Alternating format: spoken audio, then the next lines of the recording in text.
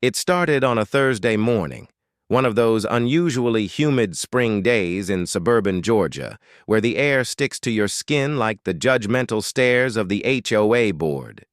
And I was sipping my bitter coffee, standing barefoot on my backyard deck, watching my lawn robot mow perfect lines into the grass like a neurotic perfectionist, when I heard the screech of metal gates and the unmistakable clatter of folding chairs being unloaded from the back of a moving van.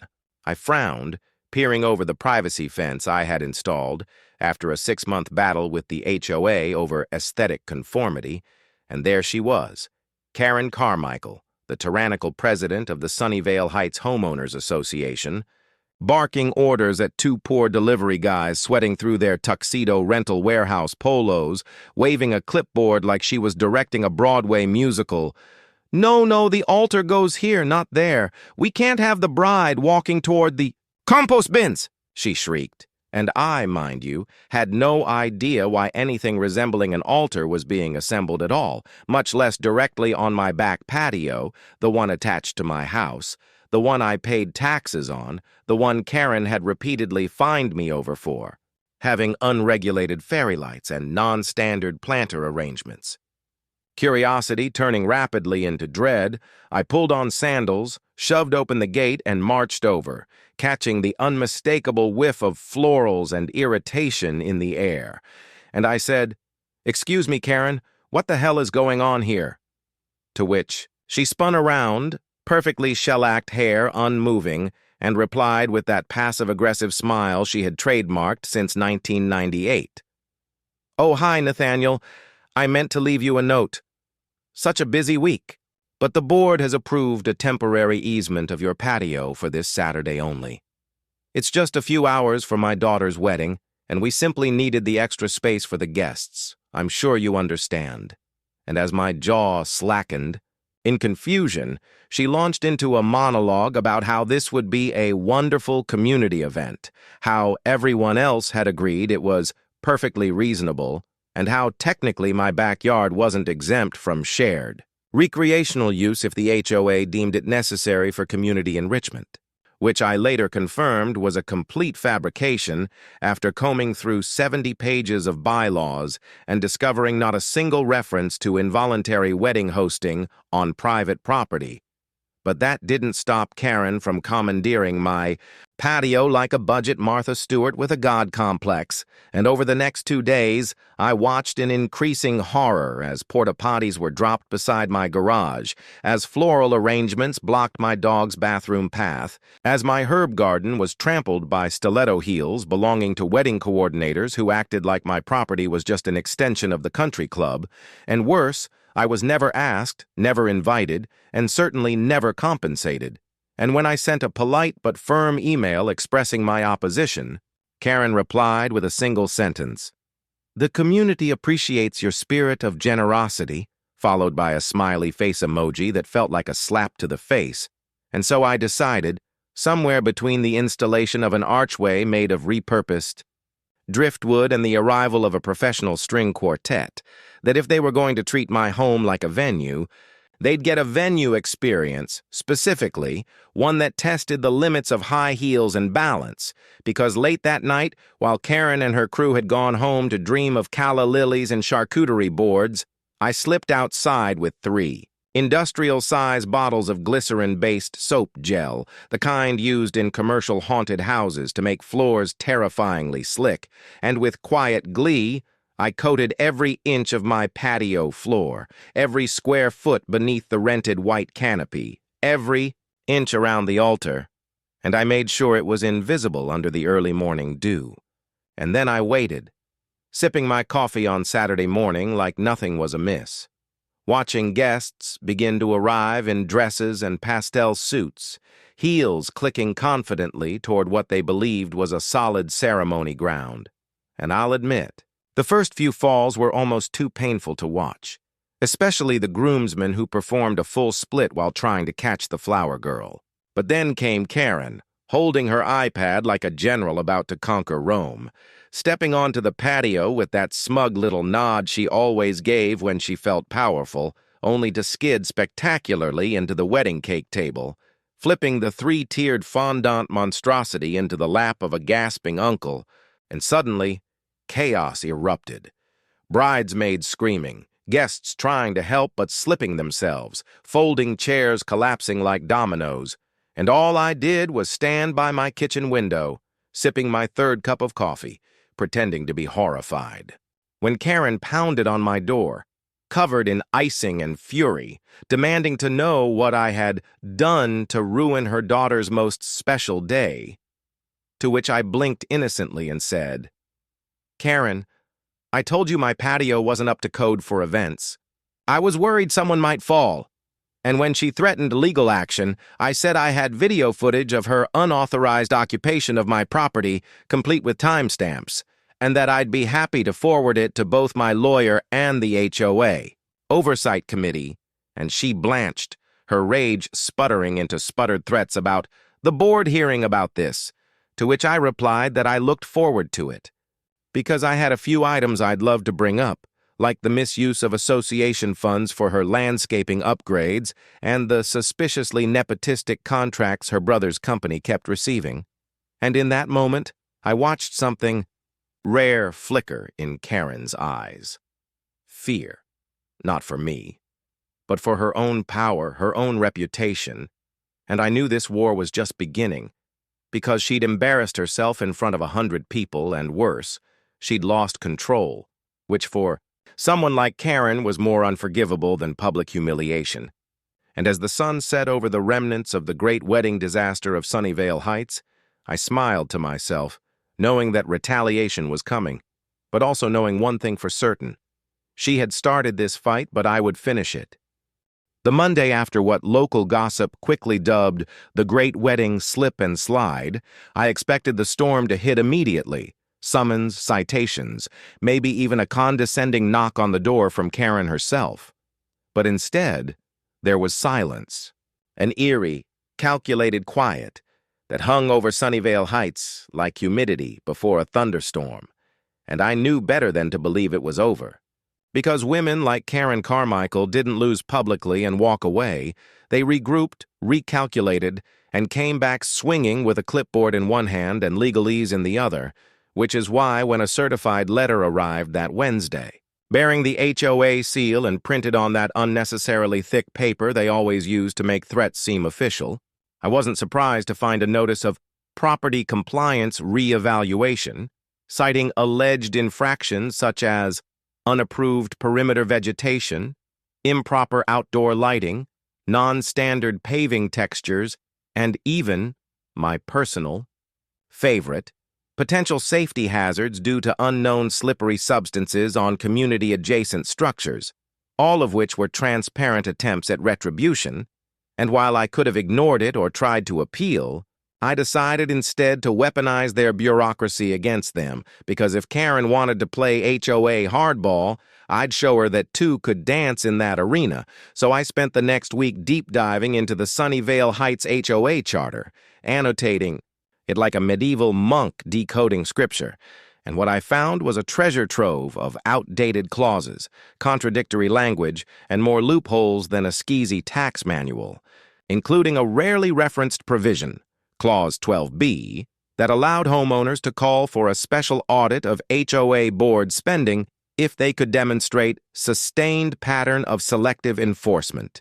And wouldn't you know it, my little patio wedding episode, plus the mountain of fines I'd received for things other houses in the neighborhood also had? That made quite the case, so I printed photos, time-stamped Karen's wedding invasion, created a spreadsheet comparing my infractions to other unchecked ones, and submitted a formal petition for audit review, copying every homeowner and even forwarding it anonymously to the local news blog Peachtree Watchdog, which loved nothing more than HOA corruption exposés. And while I waited for the fallout, Karen began a scorched earth campaign against me. One subtle enough to have plausible deniability, but obvious enough that I saw her smug fingerprints on everything, from the landscapers who suddenly stopped mowing the grass strips near my mailbox, to the garbage collectors who accidentally missed my cans 2 weeks in a row, to the random inspections by the neighborhood safety patrol. who took great interest in whether my Halloween decorations in April were menacing in tone. And I played along, documenting everything, letting her dig her own grave one pettiness at a time. But things escalated when one morning I found my fence gate wide open, my dog, a mischievous golden retriever named Crouton, missing, and a note tied with HOA branded ribbon on my doorknob that read, "Perhaps now you'll take security more seriously," which sent a wave of fury through me like never before, because while I could tolerate fines, sabotage, and social manipulation, threatening my dog was crossing a sacred line, and thankfully, Crouton was found hours later by a kind neighbor a few blocks away, unharmed but clearly shaken, and that was the final straw. I wasn't just playing defense anymore. I was going to dismantle Karen's little empire, and it started with the audit results, which came back in record time after the local blog published my case and the HOA's accountant, a nerdy but upright man named Trevor, reached out to confirm several discrepancies in expense filings, including suspicious charges for floral, staging consultations, private event security, and community morale gifts, which were all traced to the wedding and billed under HOA discretionary funds. And suddenly Karen had more than just me to worry about.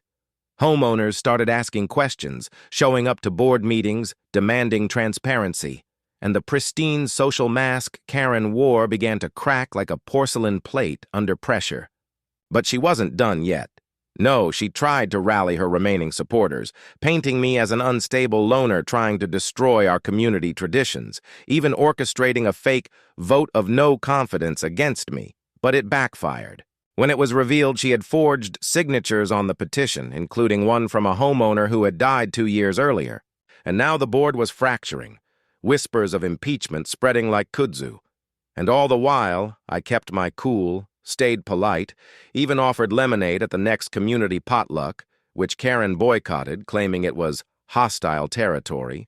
And the icing on the cake came when a city inspector, tipped off by the audit blog, came to review Karen's personal landscaping upgrades and discovered several unpermitted constructions, including an elaborate koi pond with water diverted from community irrigation, and she was hit with fines totaling over $3,000, sparking a meltdown that culminated in her shrieking at the mailman for conspiring with anarchists, all of which was caught on a Ring camera and promptly uploaded to the neighborhood group chat, where it was rewatched like a season finale, and though she clung to her position for another month, reality finally set in when 2 board members resigned in protest, and the community voted 74-3 to hold a new election. And on that hot July afternoon, beneath the very gazebo Karen had once demanded be repainted to match her hydrangeas, she lost the presidency to the soft-spoken but steely-eyed Mrs. Alvarez,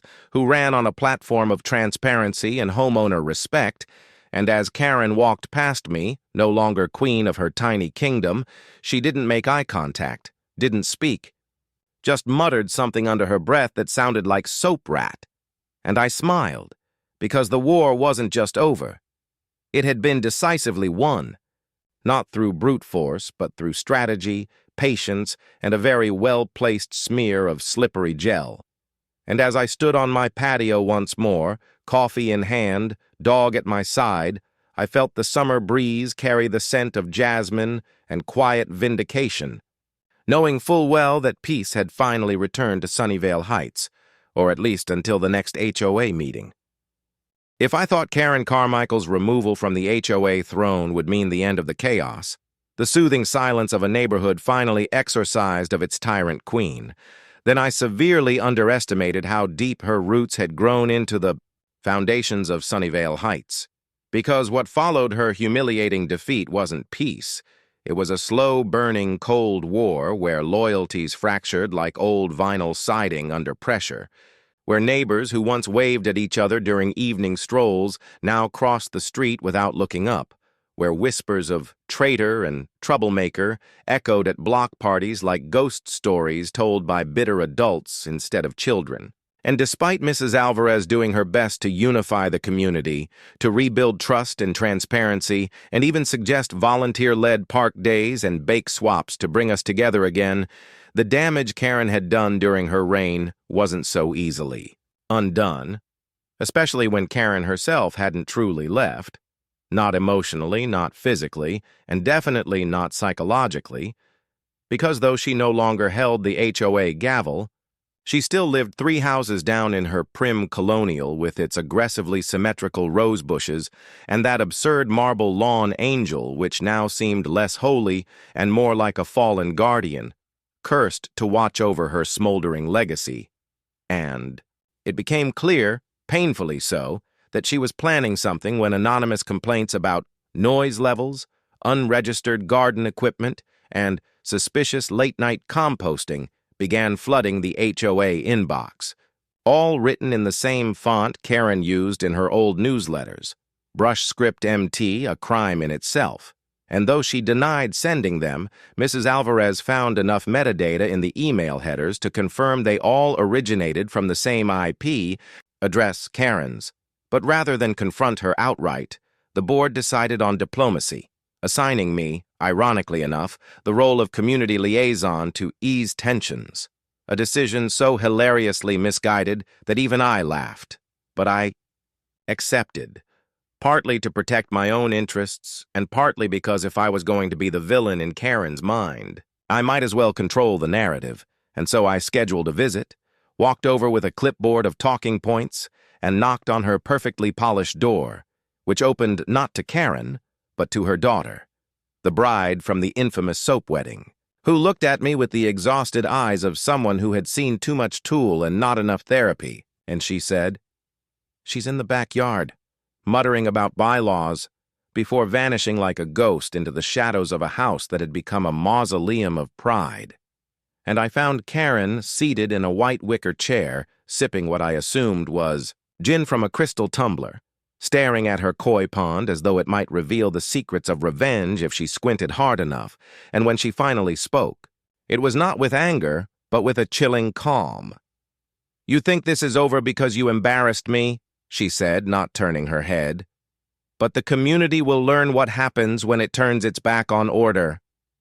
And I realized, in that moment, that Karen had gone from petty tyrant to full-blown crusader, convinced she was a martyr for suburban structure, and so I tried, for 10 minutes, to reason with her, to explain the audit, the resignations, the need for healing, but she waved me off like a waiter offering water to someone who'd already ordered wine, and I left, knowing she wouldn't stop until she felt redeemed or destroyed everything in the attempt. And sure enough, within weeks, she formed an informal advisory council, a glorified gossip ring of her loyalists, meeting weekly in her living room to dissect board decisions, printing flyers full of half-truths and passive-aggressive bullet points, leaving them in mailboxes with titles like "The Decline of Sunnyvale Values" and "Who's Really Running Your HOA?" And while most neighbors laughed or rolled their eyes, a few started listening, especially the newer residents who didn't know the full story and only saw Karen as a concerned former leader trying to restore balance. And the tipping point came when a retired judge, Mr. Halpern, moved in at the edge of the neighborhood and unknowingly parked his vintage Jaguar partially across the white boundary line on Karen's side of the cul-de-sac, and the next morning his tires were slashed, his windshield covered in raw eggs, and a note reading, "Respect the rules or suffer the slime," was left on his dashboard, which would have been a laughably obvious callback to the wedding incident, if it hadn't been so serious, and though there was no proof. Security camera footage showed a figure in a visor and gardening gloves walking down the street at 3 a.m., and while Karen denied everything, her fingerprints were all over the metaphorical crime scene, and Mrs. Alvarez called an emergency board meeting to address the community hostility crisis. And that's when I realized something bigger was brewing.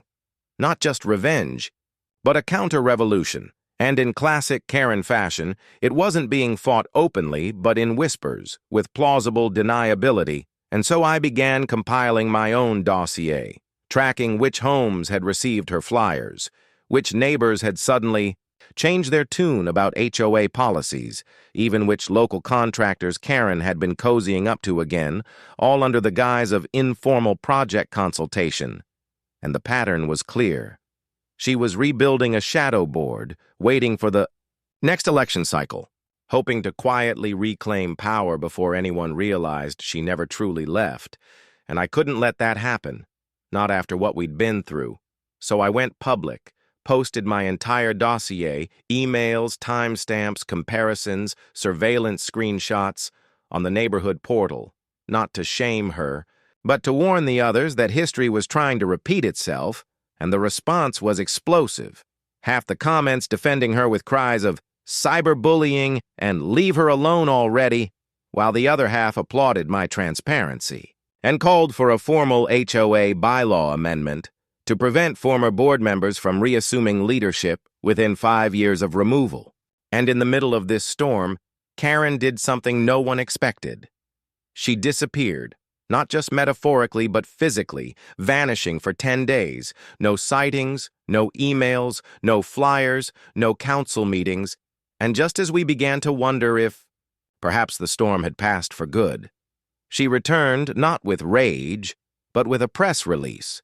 Yes, a literal printed press release delivered to every door, announcing her candidacy for community planning advisor, a new role she had invented, and was petitioning to add as a permanent position to the HOA structure, claiming it would bridge the gap between old and new leadership.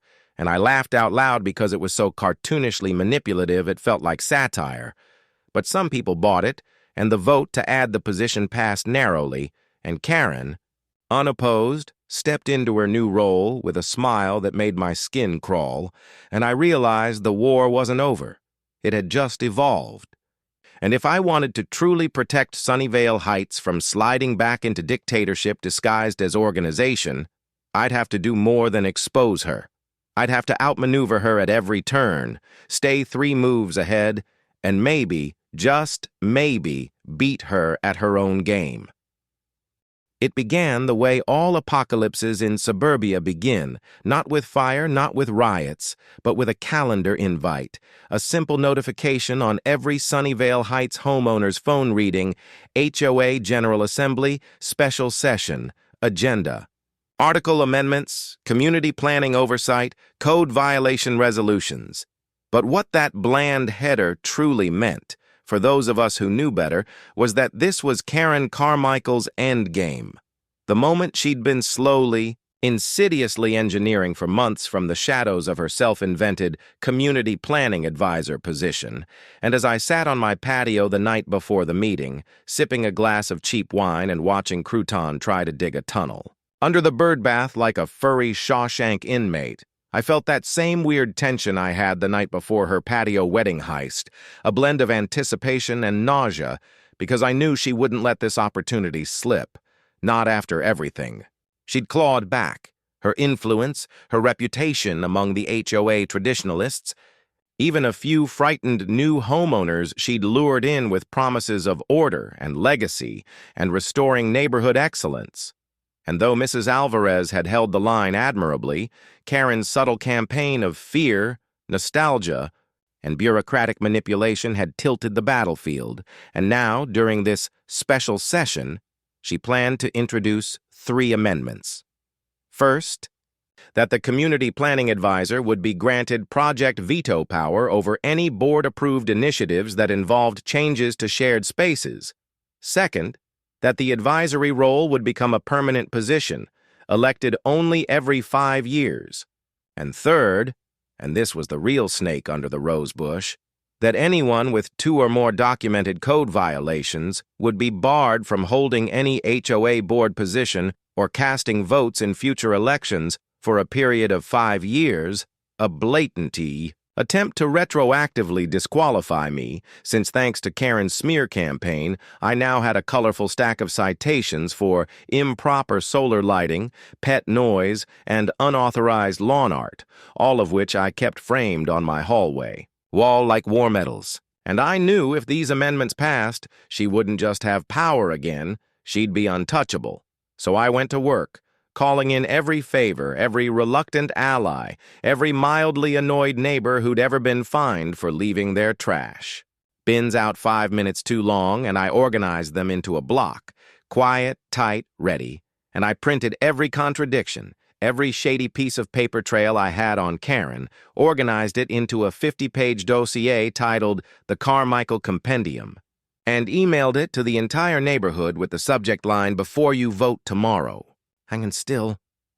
I knew it might not be enough because fear is louder than facts in cul-de-sacs, and the next day as we gathered in the community clubhouse with its outdated carpet and fake ficus plants and the smell of stale cookies trying to mask tension, Karen arrived not in shame but in triumph, dressed in an ivory blazer with HOA pins lining her lapel like military decorations, flanked by her inner circle who looked like realtors turned cultists. And as she took the microphone and began her pitch, carefully worded, laced with rhetorical sugar and what's best for the community, poison, I watched the crowd lean forward, some nodding, some frowning, but all listening. And then, when she finished, I stood up, walked to the front without a microphone, and simply held up a photo. Her holding a champagne flute during her unauthorized wedding on my patio, while standing on a clearly marked private property sign she had yanked from my flower bed, and said, "Before you vote, just remember who's rewriting the rules." And the silence that followed was long and deep. And then Mr. Halpern, the retired judge whose tires had been slashed, stood and said, "I second that." And others began murmuring, and Karen, suddenly flustered, tried to retake the mic, but it was too late.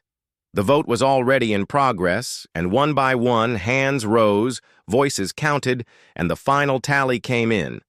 All 3 amendments failed by a margin of 12 votes, and Karen, stunned, simply stood there, blinking as if she hadn't rehearsed for this outcome, as if losing was no longer part of her mental vocabulary. And then, like a glass house cracking from the inside, she unraveled, not screaming, not crying, but worse. She smiled, a strange, too wide, frozen smile that chilled the room, and said, "This place will regret this," before walking out without another word. And just like that, the spell broke, the tension dissolved, and people began to laugh, shake hands, congratulate each other on surviving what was now dubbed the Karen conspiracy. And in the weeks that followed, something remarkable happened. People stopped being afraid, the neighborhood started feeling like a community again, block parties returned. The old man who carved wooden owls for people's mailboxes got 3 new commissions, and Crouton was named honorary community morale officer, complete with a tiny vest and everything. And as for Karen, she sold her house quietly and left before summer ended. No goodbye party, no farewell post, just a cold for sale sign, replaced by a welcome mat that read, "Be nice or leave." And the woman who moved in, a retired roller derby coach named Lydia, took one look at the place and said, "Needs more color," before painting the front door electric purple. And I knew then that Sunnyvale Heights was finally truly free. Not just from Karen, but from the idea that we needed her. And one evening, as the sun dipped low over the rooftops and the air smelled of charcoal grills and someone's jasmine bushes, I stood on my patio, the same patio that started it all, glass of wine in one hand, crouton at my feet, watching the neighborhood live, and I thought, maybe all it takes to fix a broken place is a little soap, a lot of truth, and the guts to stand up when the clipboard queens come knocking.